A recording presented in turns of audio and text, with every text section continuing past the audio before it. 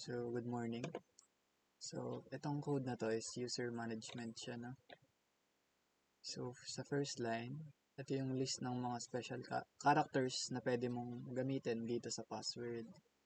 So, if, if len password is less than 8, chine-check niya yung length ng password, no?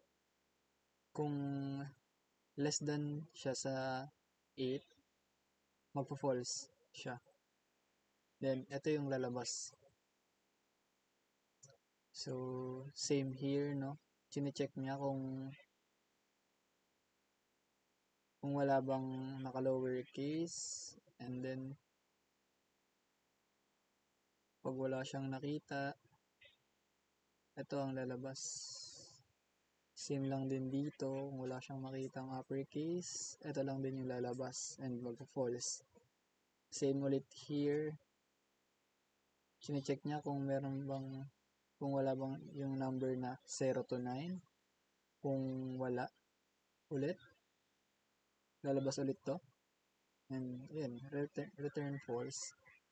So, katulad lang din dito, chine-check niya kung wala bang special characters dun sa car. So, nagamit natin to, no?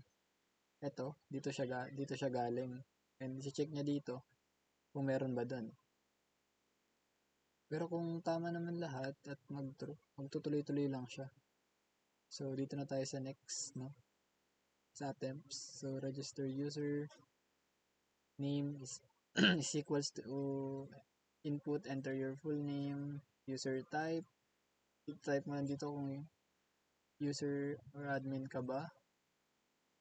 And if user type, not in user or dito sa admin, magi-invalid siya. Kasi ito lang yung dapat mong pagpilian. So, next is itong sa username. Enter your desired username. Ito wala lang ito na ano, no?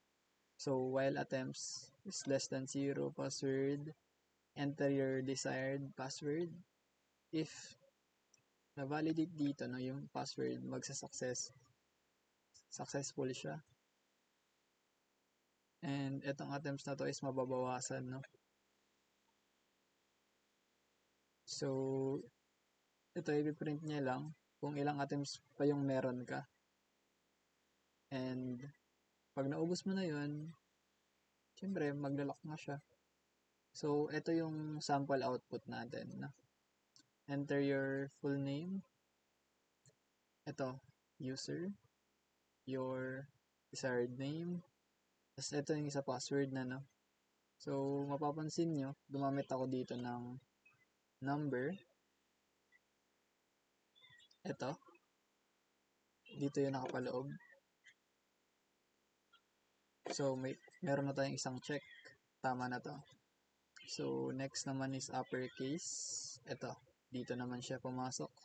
So, tama ulit. And may lowercase din tayo. Ito rin. So, may special character din. Which is nandito. Nakapaloob. So, tama ulit. And ilan ba tong password natin? 1, 2, 3, 4, 5, 6, 7, 8, 9, 10, 11, 12, 13. So, pasok siya din dito. Kaya siya nag-successful. And yun lang.